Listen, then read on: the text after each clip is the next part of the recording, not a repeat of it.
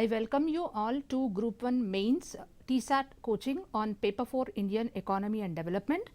A candidate is asked to get information and give analytical reasoning pertaining to the contemporary developments in 3 papers, that is Indian Economy, Telangana Economy, Development and Environment. Under Indian Economy, we are going to now go through the last topic, LPG economic reforms in India. LPG reforms are also called as economic reforms in India. Contents of today's topic, we will first try to understand what are the concepts of liberalization, privatization, globalization, what are the characteristic features of LPG reforms, and what are the implications of LPG reforms on Indian economy, that is the outcome or the result of LPG reforms on Indian economy. What are LPG reforms?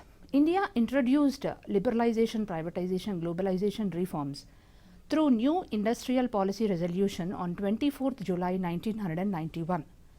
For the purpose of industrial development of the country, there was a process of framing as well as implementing different industrial policy resolutions starting from 1948 Industrial Policy Resolution, 1956 IPR and 1977 IPR. After 3 industrial policy resolutions, this new industrial policy resolution aiming at the introduction of LPG reforms was framed and implemented on 24th July 1991. The main intention of this industrial policy resolution happened to be structural changes to be introduced in Indian economy by means of 3 important concepts, that is liberalization, privatization and globalization. That means till 1991, whatever type of structural changes were existing in India, those were not apt for further progress and development of the economy. So, the government thought that there should be certain structural developments in the Indian economy, and for this purpose the new IPR has been introduced. They transformed the Indian economy's way of working and opened the country to the world for trade and commerce. So, till that time Indian economy was working in a closed asset or closed model, where the international relations of Indian economy were quite limited and were not up to the mark. So, the IPR has aimed at transforming this closed asset of Indian economy into an open economy where India is going to get related to the other parts of the world in terms of trade and commerce. A pre-LPG reforms era. So, what was the era and what was the economic policy before the introduction of the LPG reforms? Starting from 1947 ending till 1980s, we were following the socialistic pattern of society in a capitalistic framework. Soon after the independence, we had different economic problems. There was unemployment, poverty, inequalities in the income and wealth, unequal distribution of the wealth, and people were very unhappy. Their standard of living was very less. Under these circumstances, we have gone for socialistic pattern of society, and we have adopted planning, and through the means of planning, we aimed at increasing economic development and even the per capita income. So, the important features of pre-LPG reforms era include principle of state interference in labor market and financial market. So, in financial market and even in the labor market, state interference was strictly there. Without the interference of the state, either in the labor market or the financial market, things would not move forward. Industrialization policy has been monitored by the state government. The state was totally monitoring industrialization, and there was central planning, business regulation and public sector.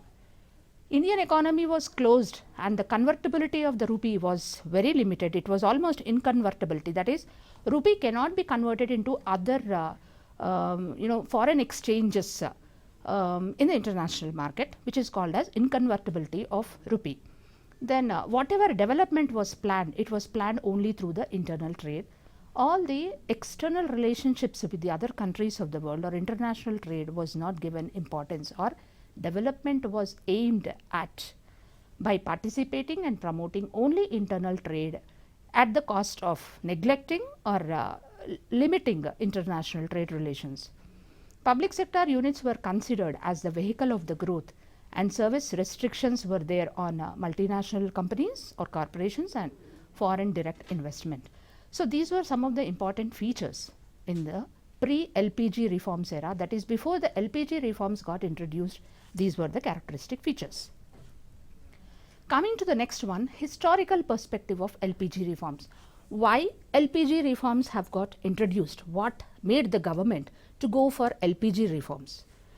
Because of the socialistic pattern of economic planning in a capitalistic framework, and because of the mixed economy system, because of the mixture of both extended public sector and a limited private sector, there were not only positive outcomes but even there were negative outcomes. Rather, in the course of time after 1980s, whatever economic growth and development was planned by means of implementation of various 5-year plans was unachievable. All the problems which were existing in the beginning of planning or maybe beginning of early independence time, the same kind of problems of unemployment, underdevelopment, growth problem, poverty problem, everything remained same even in 1980s also. Hence, the government thought that whatever structural adjustment has taken place in the Indian economy is not that much sufficient or not enough for the purpose of curbing out all these economic anomalies which are prevailing since the time of independence. Either for reducing the intensity of these economic problems or to see that such kind of economic problems are not going to become more and more serious in the coming future, we have shifted from a socialistic pattern of society to a capitalistic pattern of society in the form of implementation of liberalization, privatization, globalization reforms in 1991. So the history, if we see what made India to go for IPR 1991, high inflation 6.7% to 16.7%. So whenever inflation is going to become double digit, and it implies that there is a serious problem of increasing or persistent rise in the prices. So the government usually calls the economic terminology for such kind of inflation is called as galloping inflation. Just as a human being gallops and takes one step here and one step at a quite high distance, in the same way there was galloping inflation in India 16.7%, which made Indian condition quite worst. Fiscal deficit was very high, it was 12.1%, caused by alarming 36.4% of government expenditure towards the servicing of public debt. So public debt, for the purpose of development, we have already taken many loans from international organizations and from different countries for the purpose of servicing of the public debt, and even for raising new loans also the government expenditure started increasing. So it was quite high, 12.1%, it was a high fiscal deficit. Foreign exchange reserves, if you see, these foreign exchange reserves in 1991 at the time of implementation of these reforms, they were very low, $1.2 billion only. So such a low amount of foreign exchange reserves started creating trouble in the economy of India, because we were supposed to pay foreign exchange for importing many commodities, as our country was not self-sufficient at that time, and the most important import for any country as such was petrol. At that time the Gulf War has started. Because of Gulf War, there was tremendous rise in petrol prices, and this rise in petrol prices made India to or Indian economists to feel panicky, as the amount or the extent of foreign exchange reserves available in the government exchequer or treasury was very, very less, could not even meet the purchase of barrels of petrol in those days. Then the balance of payment situation was very adverse, because government expenditures or payments were increasing. These payments were increasing on one hand for in order to meet the developmental activities, and on the other hand it was increasing because foreign loans were supposed to be met with rising interest rate, and the public sector units were performing very poorly, because these public sector units were suffering from problems like political interference, lack of proper infrastructure, low performance, diminished interest among the public sector employees to see that the productivity rate in the public sector is going to increase.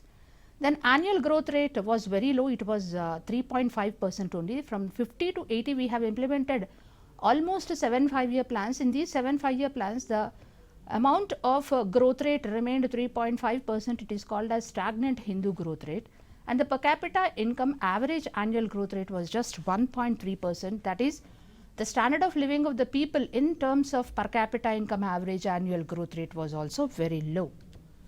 These were some of the important methods of liberalization. Before going to the methods of liberalization, let us try to understand what liberalization means. The term liberalization or the concept of liberalization means loosening of government control or loosening of the controls. So, liberalization involves basically the government policies and the processes towards reducing or elimination of the subsidies, price controls, then deregulation, then promoting free trade, reducing government interference in trade matters, and even downsizing the area of operation and the scope of public sector. So, this is called as liberalization. We have various methods of liberalization like freedom for expansion and production to industries given. Investment limit for the small scale industries increased. Freedom was given to import capital goods and raw materials without taking permission from the government. Any kind of technology can be imported for which freedom was given. Export and import transactions were totally liberalized. That is, government is not going to look into the matters of these export transactions or import transactions taken up not just by government but taken up by the private individuals. Then liberalization in taxation policy also in capital markets, banking sector, foreign investment, foreign exchange reserve, consumption, control over prices, check on corruption, reduction in dependence on external commercial borrowings. So, overall speaking, the liberalization has reduced the controls or maybe loosened the government control on the several matters, especially matters related to the trade, matters related to the subsidies, elimination of subsidies, matters related to downsizing of the public sector activity. So, liberalization, loosening of government control led to different effects or created so many effects on Indian economy. If you just happen to understand what were these effects by liberalization, the fruits of liberalization reached their peak in 2007 when the annual average growth rate of Indian economy for the first time has registered 9%. I think this is quite high, and in almost last 70 years, 9% achievement of growth happens to be the highest average growth rate. Every country dreams of attaining a double-digit average annual growth rate. Unfortunately, government of India has tried its level best to target achieving a double-digit growth rate and surpassing the Chinese economy in the coming long run to become or acquire the status of world's or maybe the giant economy of the Asian continent. But in spite of making so many efforts soon after the independence also, or maybe the efforts which were made through industrial policy resolution of 1991, we were able to, the highest attained growth rate was just 9%, maybe during certain months of maybe I think 9th 5-year plan and even the 11th and 12th 5-year plan have reached or registered or targeted growth rate was 9.5%, the highest attained was 9% only.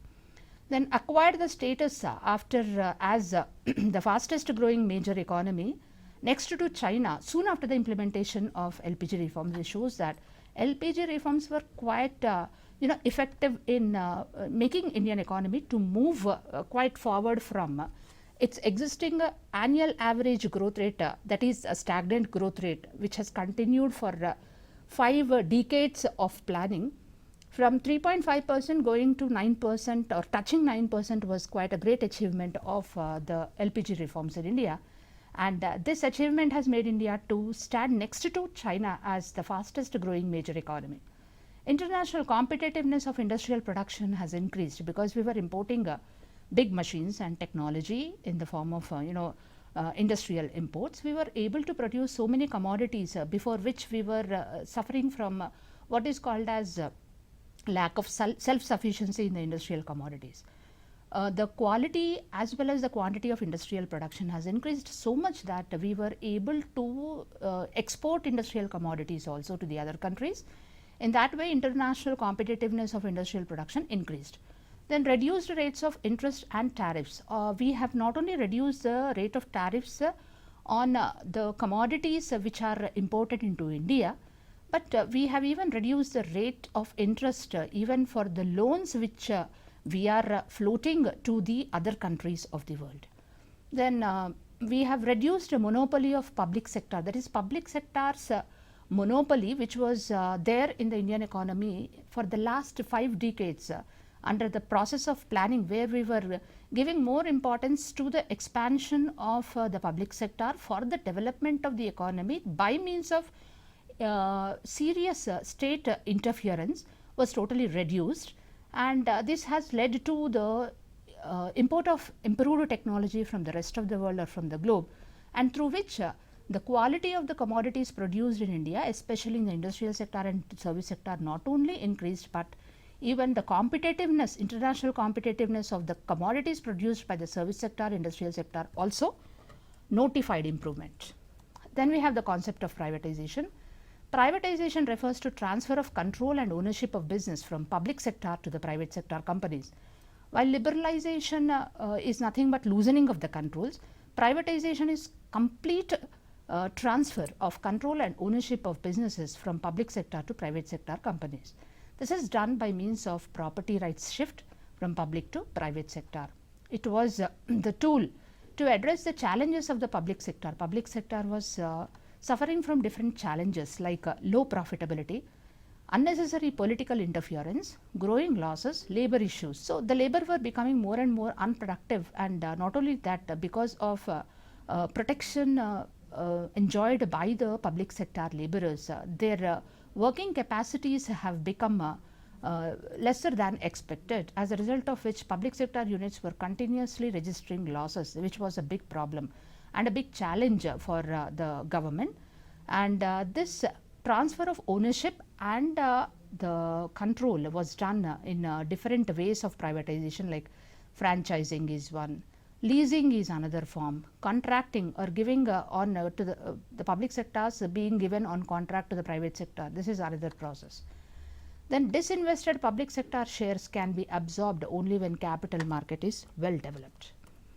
The outcome of the privatization advantages were mostly the government units which were suffering from sickness were greatly revived.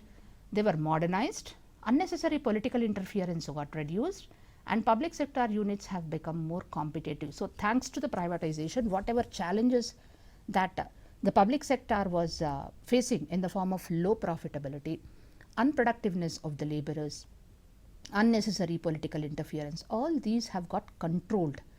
And not only controlled, when the ownership and the rights were transferred to the private sector has taken up the lead in improving the performance of the government sector and brought this government sector from the long the long running sickness and modernizing likewise. Then if we come to the disadvantages, encourages, now all these days there was monopoly power of the state. Now the monopoly power of the big businesses takes the lead. Lopsided development of the industries, only those industries which were giving good profits to the private sector were developed. The other industries were totally neglected, which we call it as lopsided development. Limited resources, insufficient to meet the priorities. If the priorities of socialistic pattern of society like social justice and maximum public welfare has to be met, the resources left with the private sector will be very insufficient to meet the priorities, and principles of social justice and public welfare got diluted. Coming to the next related aspect is disinvestment. What is disinvestment? Privatization goes with the concept of disinvestment. It can be defined as the action of an organization for selling or liquidating an asset or subsidiary.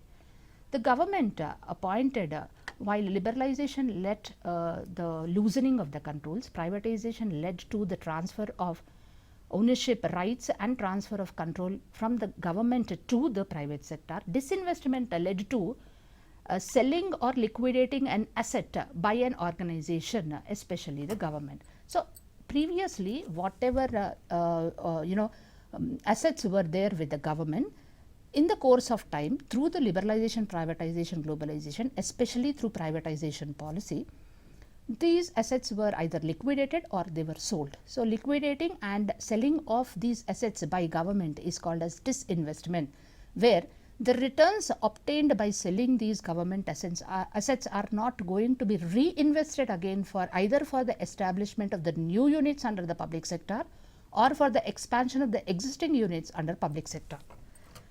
The government appointed a committee under the chairmanship of C. Rangarajan to study and recommend new measures to make privatization more effective. Committee submitted a report in 1993, suggested the sectors where privatization was needed, and also suggested government to set up autonomous body to monitor disinvestment. This is about the Disinvestment Commission. It was established in 1996 on August 7 with 5 members. The major tasks were to prepare long-term disinvestment program, to determine extent of disinvestment in each public sector unit, to decide on the pricing of disinvestment policy, and even the time at which the shares belonging to the public sector units are going to be sold out, to supervise the sales process also. By 31st October 2013, 50 central public sector enterprises which were listed on the stock exchanges contributed about 15% of total market capitalization. These were some of the important successful units of privatized units of India, which soon after the disinvestment process have started notifying or registering profits. If you see Lagan Jute Machinery Company Limited, pre-privatization 6 million rupees. Rupees 6 million was the gross turnover, but after post-privatization gross turnover increased from 6 million to 24 million. If you take the case of Modern Food Industries Limited, the share value went up from 2,138 rupees on 30th December to 3,247 rupees is the share value on 25th February the next year post sale. Paradeep Phosphates Limited, another example.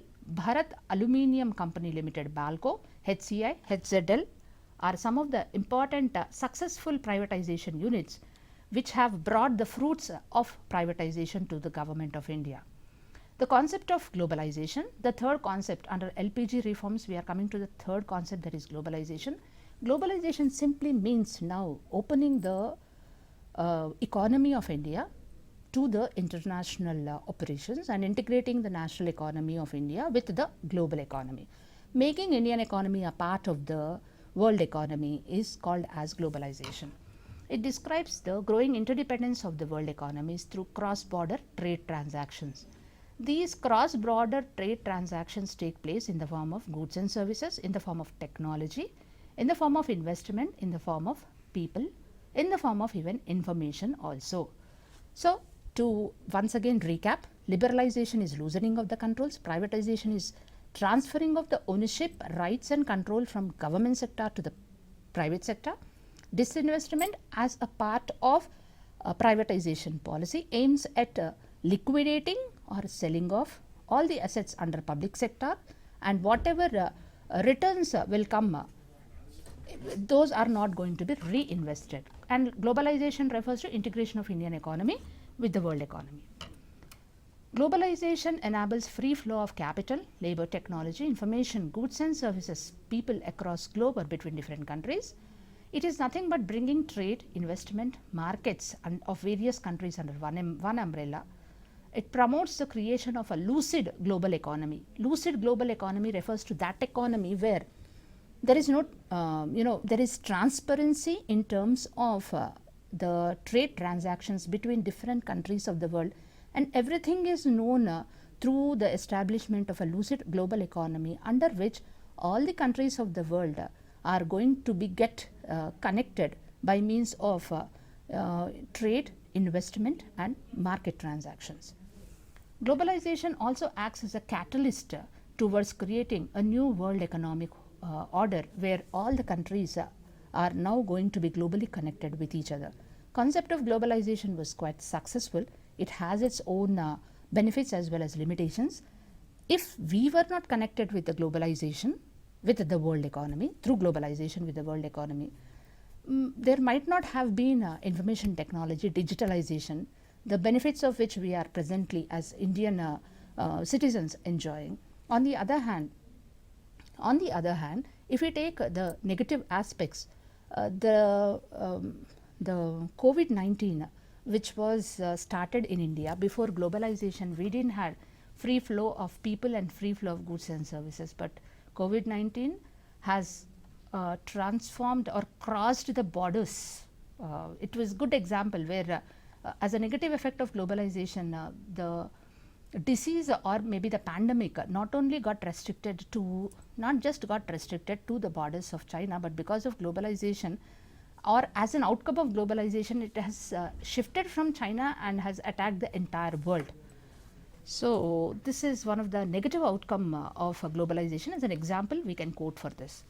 Globalization elements, we have contemporary globalization trends shows that these were all the efforts made by the developed economies to get integrated with the developing countries by means of foreign direct investment, reduced trade barriers and immigration.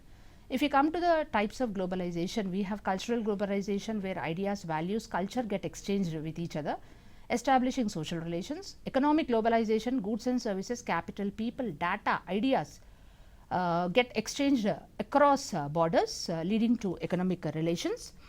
Then free trade globalization, where the flow of people and capital will be improved and trade volumes will be increased. In the place of erstwhile regional trade arrangements were there, like free trade areas were kept, customs unions and currency blocks which were existing prior to LPG reforms are now going to be totally sacked or removed. Financial globalization comes or connecting the stock markets of different countries, banking sector of the different countries and debt market of different countries, increases global linkages which are created through cross-border financial flows. Apart from these types of globalization, we do have political globalization, because of which the elections happening in America are now going to watched with the keen interest by the Indians, and the ups and downs in the stock markets of the America will have its repercussion, globalization repercussions on the stock markets of India also.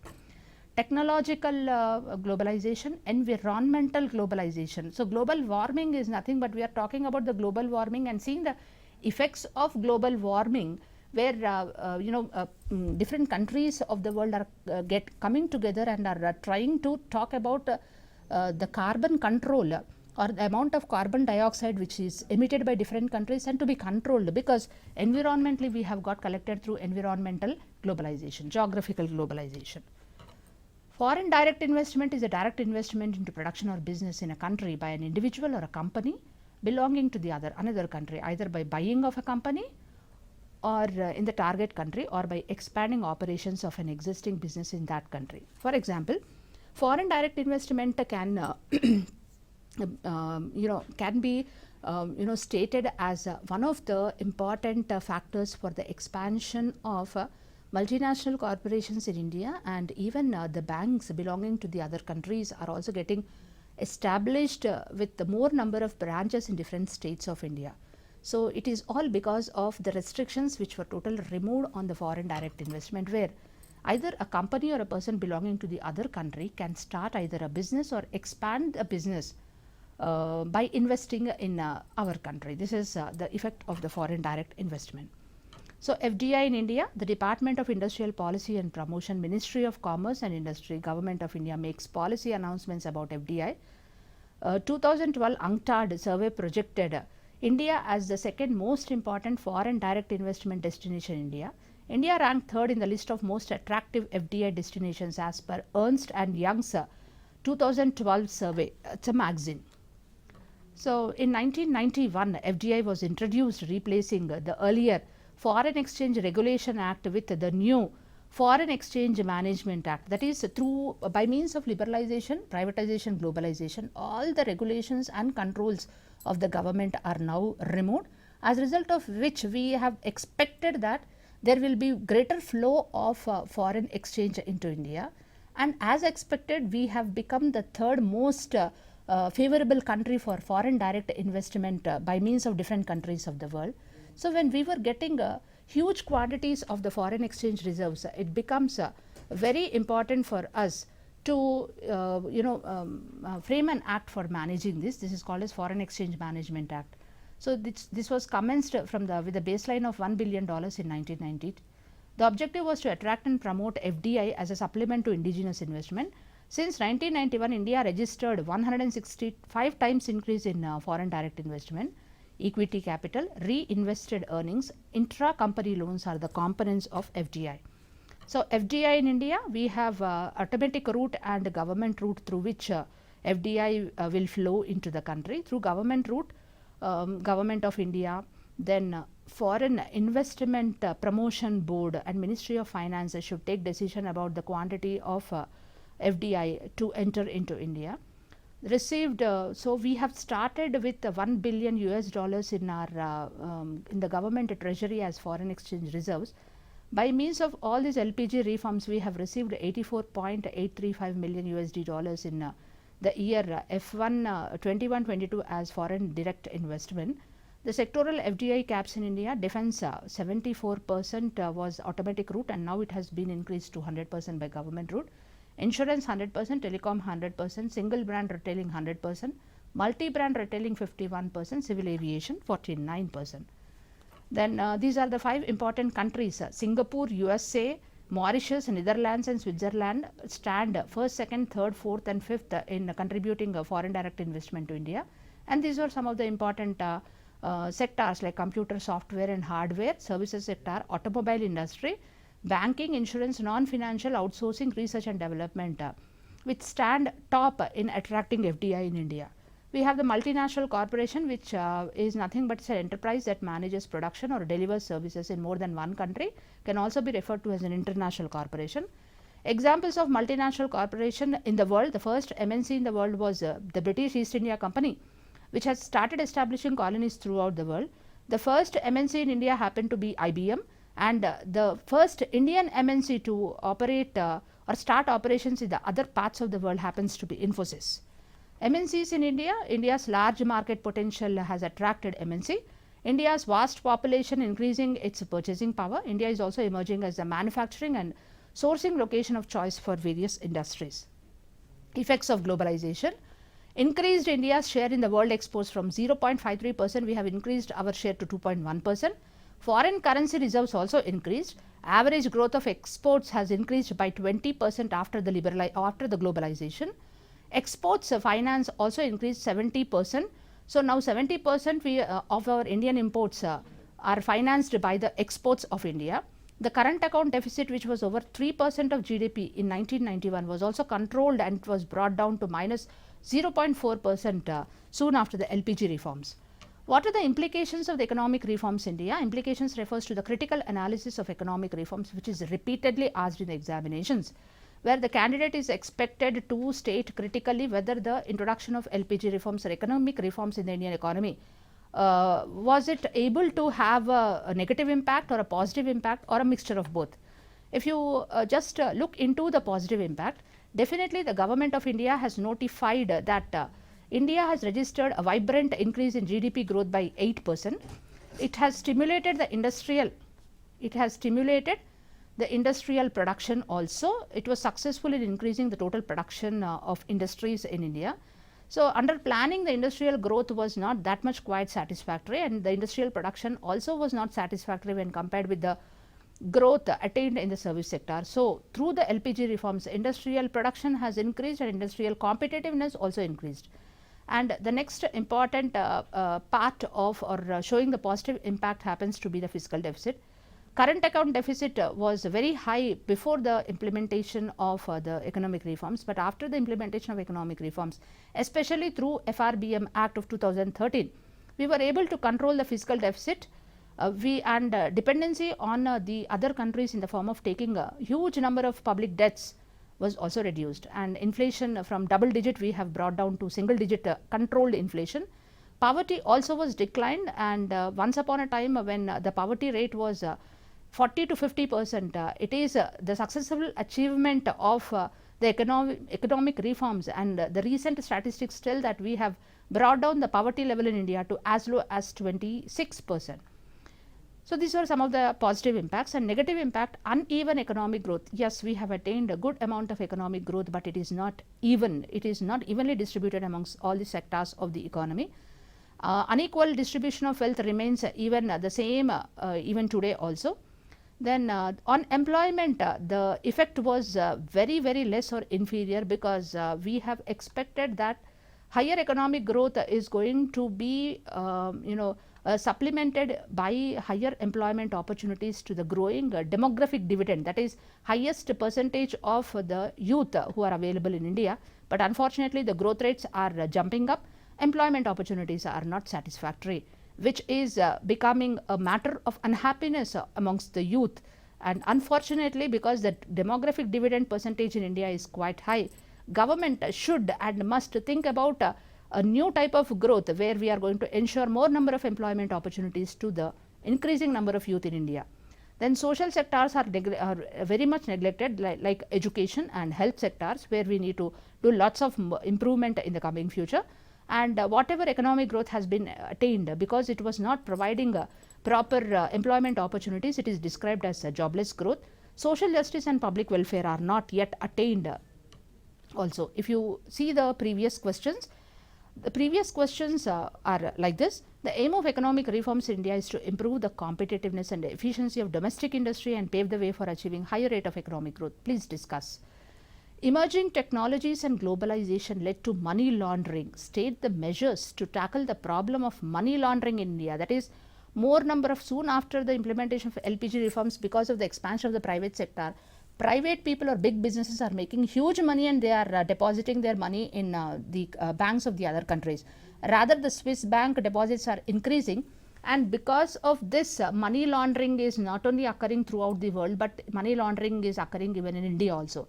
So this question addresses the issue of money laundering and expects the students to write new methods of tackling this money laundering problem in India. How globalization has led to the reduction of employment in the formal sector of the Indian economy. Formal sector is nothing but the organized sector. Informal sector is nothing but the unorganized agricultural sector, where LPG reforms were not in a position to increase the employment opportunities.